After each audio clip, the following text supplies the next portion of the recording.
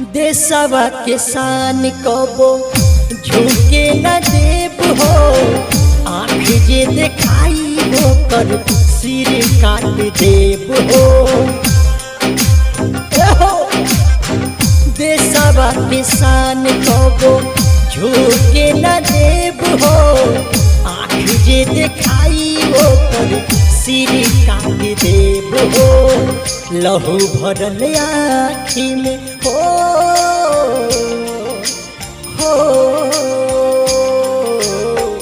लहू भरल आँखी में नाम नइखे है, तिरंगा से बढ़ कोनो कफन नइखे।